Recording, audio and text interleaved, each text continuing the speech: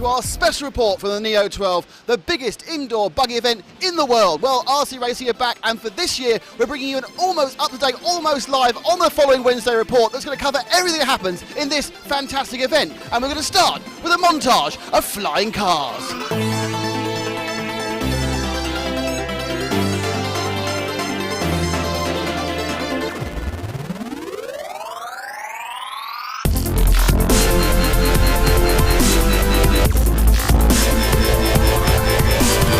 What brings you to the Neo race?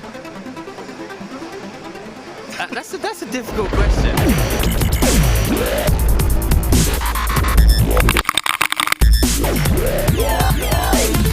This is kind of like indoor world championships already, so it's really good for testing. I think everybody comes to Neo race. Obviously the best drivers in the world, the track's great. One of my favorite races of the year. So it's a really good thing to race against the biggest guys in the world. It's basically the world's caliber drivers. Everybody's here that'll be at the Worlds, so it's a good judge on how the Worlds are going to go.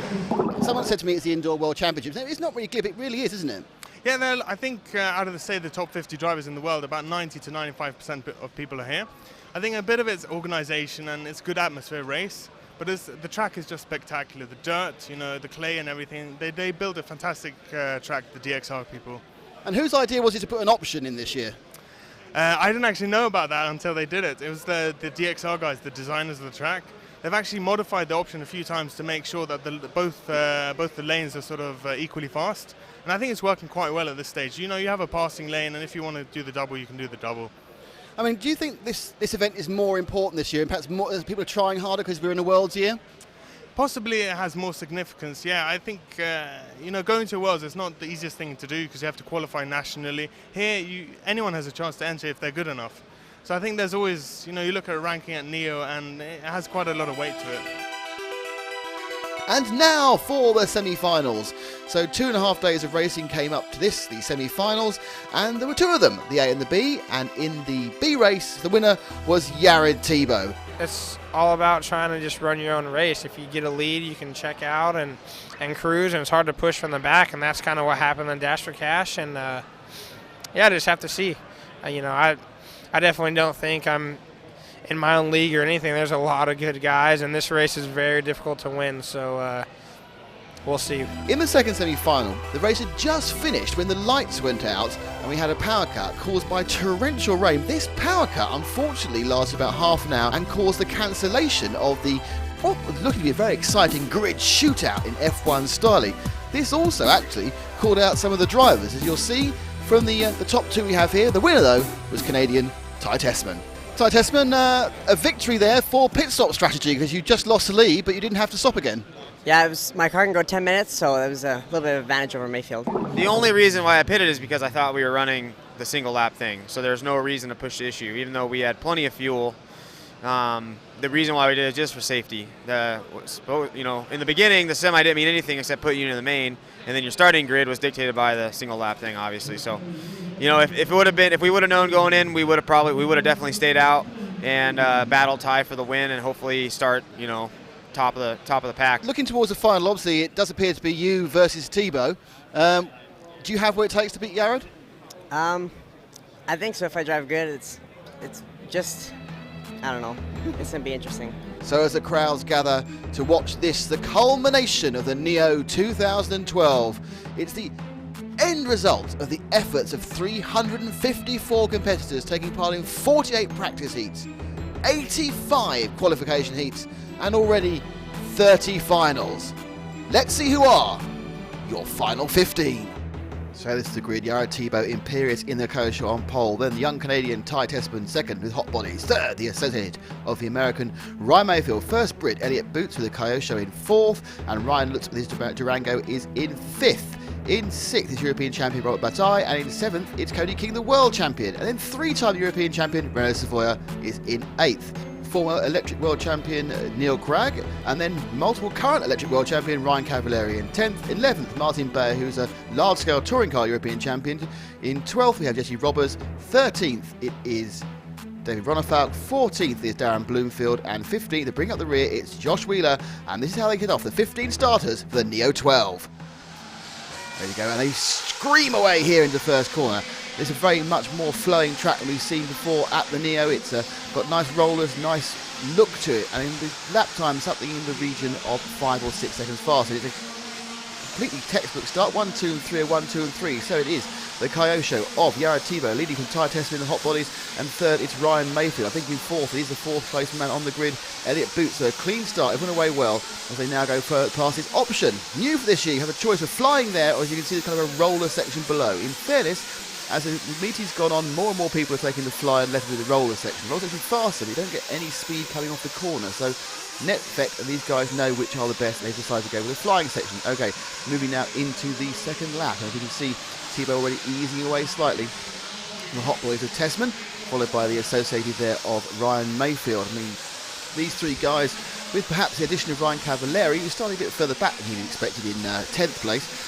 They are the class of the field really over in the States, and this is their one chance for the year before the World Championship in Argentina. Everyone's talking about it. See Neil Cragg there taking the washboard section as they flew. This is their one chance before the Argentinian Worlds to actually race against the Europeans. And in fairness, on this sort of American-style track, the boys from over the pond are doing rather well. 1, 2 and 3. I know that TESSMANN's Canadian, but he's a member of RAW, so an honorary American. Or only for us Brits over here. Oh, a bad landing there for TESSMANN. That's going to let Maifield through to second place. And it's that little half mistakes. And see now Boots now is looking to sniff around the back of TESSMANN's car, see if he can get through into the top 3 in the podium position. But we are obviously very early days in this 45-minute final. All the top 4 there taking the flying section. You can see some there opting for the washboard below it. Now, this is a long final. A lot of strategy played into. There's pit stops. Be interesting to see the fuel mileage. Cars recently been getting ridiculously good mileage. Only a few years ago, 7.5 minutes was a great run time on an engine. Now we've seen guys getting 11, 11.5, even 12 minutes between tank fulls. And of course the tanks haven't got any bigger, the cars haven't got any slower, because the engines have got much more efficient. So, TEBO not making the break. I think we thought he'd break. He's not making the break from Maifield. Maifield keeping him honest. They both go to the flying section here before they come down. The short hop on to start finish, and a big long sprint down the straight. A half hop, not really slow much before they sharply turn right there before. I think a very nice curved triple there. Though they can't fly the whole lot. Oh, and then Maifield getting time again. So these little minor mistakes. That's a minor mistake from TESSMANN, a minor mistake from Maifield. The net effect is that TEBO's getting away. And the American, who has been, because he's his 4th time at the Neo, it's TEBO, and so far he's got 4 poles and 3 wins. So if he actually wins today, he'll do 4 out of 4, which is, well, I think quite disheartening for the rest of the field. TESSMANN he's very much come to 4 in the last couple of years. I think he's 19 now. The young Canadian goes over with his father Gord. Great teamwork. I think we first met them over in the World in Thailand at the back end of 2010, but certainly his performance has been improving ever since. He's now, I think he won a couple of events, big events over in London, in the States recently, and of course we also saw him in Vegas racing touring car for hot body. So he's much like Atsushi Hara. Of course Hara is a world champion at both touring car and this class, 1/8 rallycross, 1/8 buggy, and TESSMANN is on that way through in his career. But he's certainly moving to 4 now, becoming one of the top guys in the States. And in fairness, on these sort of tracks, that's where the masters are, on these carbon clay circuit. So again, moving now, we're about 3 or 4 minutes in. Maifield and TESSMANN keep each other honest, so that they're really now, what they're trying to do is try and make sure that TEBO doesn't get away. He has the ability, when he is in the zone, to put together just a sort of a perfect race. I mean, he doesn't have these half bobbles, these half problems. I mean, later on we're going to have a lot of traffic issues, but now he's just cutting it clean, keeping it going away. But he is slowly pulling away. But Maifield, TESSMANN here in second and Maifield in third. They're trying to peg him back. They have the ground speed, whether they have the tactical speed, because we know that TEBO can probably go slightly longer on fuel. TESSMANN, I'm not quite sure. Maifield definitely has to pit earlier. I remember chatting to his mechanic, he said actually as the meeting goes on, he tends to need to stop fuel earlier, so it's either he gets more aggressive or the track gets more thirsty. I think it's probably because as he pushes harder, he uses more fuel. There we go, another bad landing, a half, not even a mistake, a kind of a half error almost, and suddenly he's been gobbled up again by Elliott Boots, the young Brit, recently changed this year from Durango to Kyosho cars, and he's now looking to sprint down the straight. Interesting, despite the variance of engines. And for example, the top 4 or 5 cars here are Orion, OS, LRP, and Nova Rossi, those top 4 cars. So 4 different engine manufacturers. There's no real evidence of a difference in power. And this because obviously the cars are more grip limited. And now first and second are right back together again. So there's always been a slight half bubble there for TEBO, and we've got TESSMANN right behind. And a chance now to start looking to try and make himself get ahead and start moving and making a gap, because TEBO's definitely lost that 3 or 4 seconds he pulled away, and TESSMANN now going to hunt him down. Now it's often easy to chase and be the chaser, and let's see what's going on. But they turn that a tight circle, and TEBO, obviously it must have been a slight off-camera error that's pulling him back, but now TESSMANN, his chance to try and get through. Now it is a case really where, despite the fact these cars seem to be taking very random sort of elements because they get bounced out of the way, there is only really one line on the circuit. Apart from that, obviously the alternate, and they've also decided, even this point coming up here where there's a choice, there's only one that really counts. So to get past, you've either got to be quite brave and stick it in the corner, or you've got to wait for a half mistake. And in fairness, on an off-road circuit like this, with so many leaps and whoops and jumps, a half mistake can often happen without actually being any fault of the driver, because you can take a jump exactly the same way 3 times and you'll land somewhere different each of them, because obviously there's so many differences of physical and geographic takeoff. It's not just a track circuit where you're on flat bit of tarmac and every lap is effectively the same. Here, every lap is different, because you can be half an inch from where you were before, and you're taking off on a completely different angle, because of course the flat parts, as you can see them there, they're not flat. They are full of micro undulations. And that is what the challenge is. Every lap is different at this circuit. And you can also see that behind. Oh, there's a mistake there. And TEBO's going to lose the lead. Oh, he got an advantageous bit of marshing there. He managed to save himself a little time, but that's he just landed slightly wrong there, and that's put TESSMANN in the lead. And more importantly, it's put Maifield in second. So TEBO drops down to third, and now he's got some work to do. Now he's got to try and see. Let's see what the real raw speed of Jared TEBO is, the man who's been the master of the Neo for so many of the times. He's come 3 of the 7 events he's won. He's been TQ on 4 of the 7. So he is really the man who is the Neo Invitational, as it was, and now the Neo Buggy event king-in-chief, let's say. He's the man who we look for results, but this time he's not leading from the front. He's back in third. He's got Maifield probably, I think, on ground speed. All these cars have probably got the same speed. It's how consistent you can be and how long you make your fuel last. And you can see there, TEBO now getting quite racy, getting quite aggressive, looking to see if he can find a way past Maifield. He wants to get past his fellow American in the Associated and get himself up to start attacking TESSMANN, because TESSMANN, on a clean bit of track, we saw both in qualifying. TESSMANN TQ 2 of the qualifying rounds, as did Jared, though they were on different days. TESSMANN can get there and can pull away. So if he does that, it's get this clean air he's got. That's what TEBO must be worrying about. He doesn't want to give that advantage to the Canadian, but he has a problem that in his way is the very, very fast Ryan Maifield with his Associated and LRP buggy. The Kyosho behind. So we have 3 different buggies in 1, 2, 3. It's the hot bodies. That's the car that was world champion back in 2008. The Kyosho, which was the world championship champion in 2010. Neither with the drivers who won the world championship. Of course, Hara won the world championship for hot bodies, and Cody King won it for Kyosho. And behind is the Associated, which has won more world championships in various different classes than any other manufacturer. So there's a lot of good quality equipment, a lot of good quality drivers, and good quality engines as well. But they are effectively at the moment neutralising each other. They're pegging each other back, but they are going significantly faster than the rest of the pack. In fact, and that's triple European champion Maro Savoia they've just lapped, and that's only off about 7 minutes. So that's really showing you how they're going. I'm sure Savoia's got a couple of problems, but they really are pushing on. These 33, 34 second laps, I said earlier, normally the laps are slightly longer at the Neo. We've been used to 40 to 45 second laps. This is a very, very flowing, quick circuit. Lovely rolling features.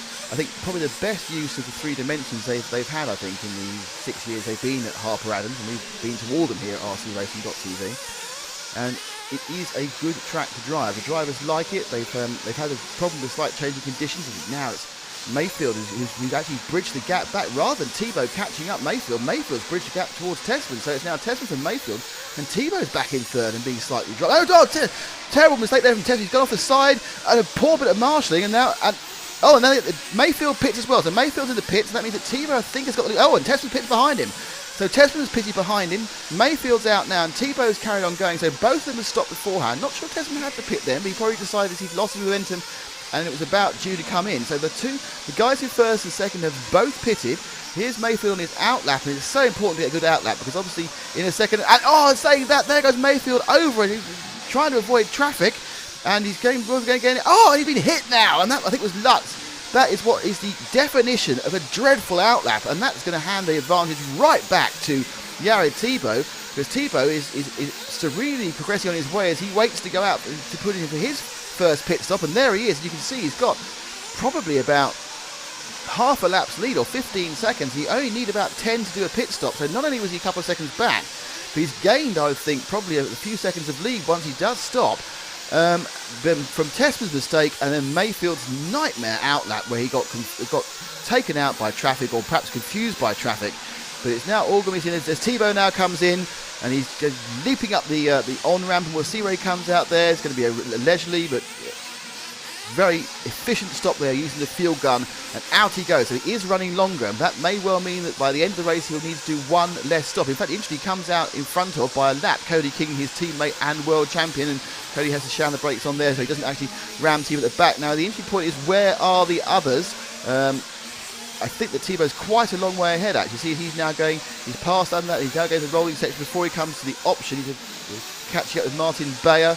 He's looking to, he's going to take the flying part of the option. He now goes round there and on the start finish to start another lap. And there goes TESSMANN. And it's a long wait for Maifield. Mayfield's had a really, really bad couple of laps. And there he is in third place. Mayfield's lost something in the region, I would say, of 10 to 12 seconds by that bad outlap.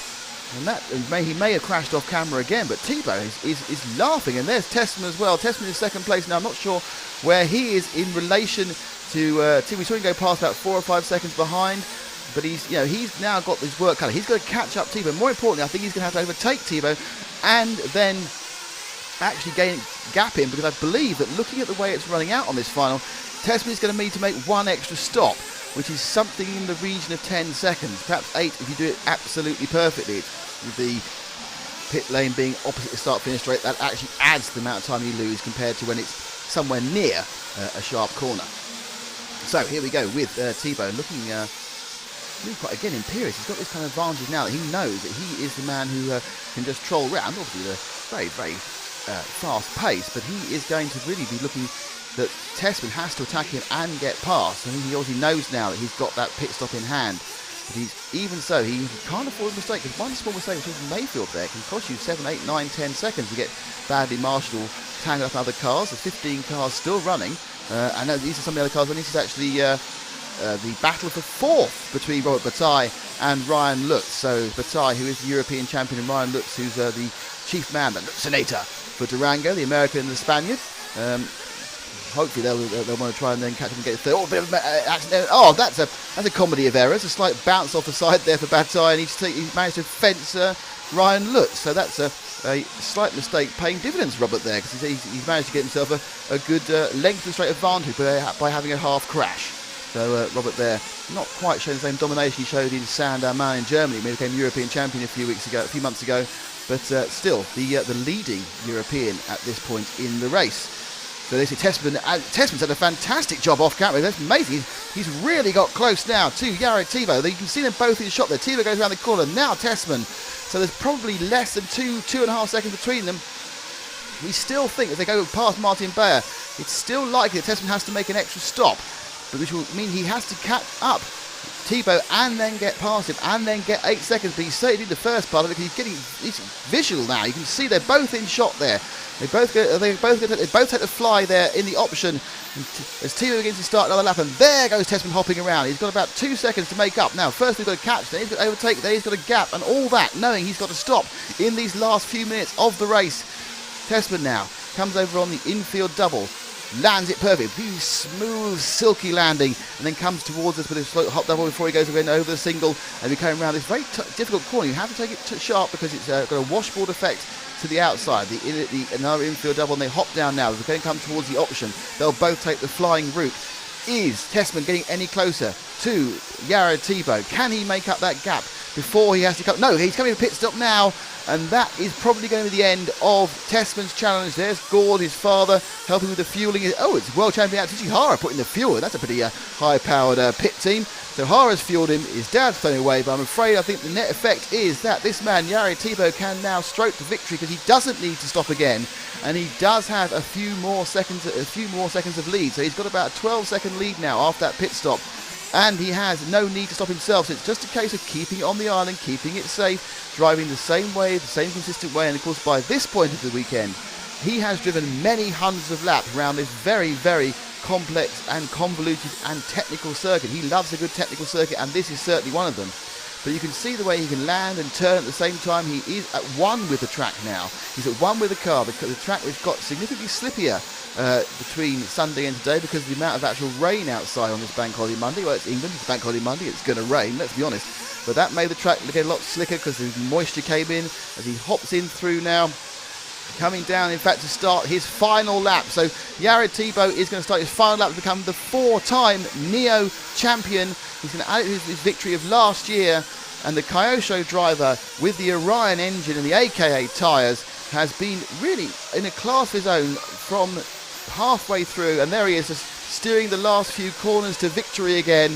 Picking him up now as he hops down and he crosses the timing loop now to take a fantastic 4th victory. Oh, he's really quite pleased. An animated Jared TEBO. That's good to see. Taking the congratulations there on his right-hand side is Maifield, his left-hand side now of TESSMANN. But that is TEBO. He is the champion and he is really Mr. Neo. So this is how they finish. Jared TEBO from TESSMANN, from Ryan Maifield, from Ryan Cavalieri, from Ryan Lutz. A great performance by the Americans and Canadians there. Top 5. Robert Bataille, top European. Elliot Boots was the top Brit. Dave Ronefalk was the top junior. And Neil Cragg was the top person called Neil. Then it was Robbers, King, Bayer, Savoya, Bloomfield and Wheeler. Jared TEBO, 4 out of 4. It gets easier, doesn't it? It definitely doesn't get easier. The competition was crazy. Me and Ty were so close. Just came down to a bit of strategy. You know, my Maxima fuel, my Orion engines are just amazing, and I can get just crazy run time. And you know, I was doing 11.5 no problem, and you know, they were pitting earlier, and I knew that get in their head a little bit, and they'd have to start pushing harder because they knew they had to be ahead of me before the last stop. And I kept Ty behind me, and you know, once he stopped, the gap was huge, and I think he just started pushing too hard, and you know, I just had to keep it on all 4 wheels. You know, it's really difficult to drive the loose conditions, and especially with the dust, you have to be really precise, and that's something that I love. I want to be precise and have every lap the same, and you know, that's always my goal, and I think it really helps here. TESSMANN, well, that's a case of so near but not quite enough, yeah? Yeah, everything was going good, and then he just had one less pit stop, but it was exciting at the start, so. Yeah, you actually had the lead for a couple of laps, and just before your first stop, you kind of rolled it, didn't you? Yeah, I got a little squirrely on that jump, and then I think I hit a bump or something and shot off track, so it's my mistake. So, moving forward to the rest of the season, is your aim now to try and get your machines more economical? Yeah, definitely try to get the more mileage. Some tracks doesn't help, but this one obviously did. Just keep trying. Ryan Maifield, great start, but you seemed to fade during the race. Was there a problem? Yeah, I don't know why, but I just had a really tough time with traffic. Every time I come out of the pit, I get stuck with a car, and it costs me 7 or 8 seconds. And then once you lose grasp of the leaders, it's hard to pace, and it's just tough. I mean, it's a tough race. The car was a little hard to drive. But overall, I mean, this race is so hard. Getting a third, getting a podium is good, so I'm happy with that.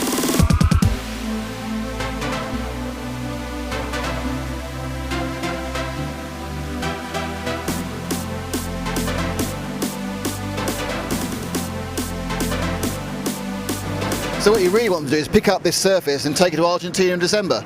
Yeah, that'd be nice. I hope it's loose there. We'll see.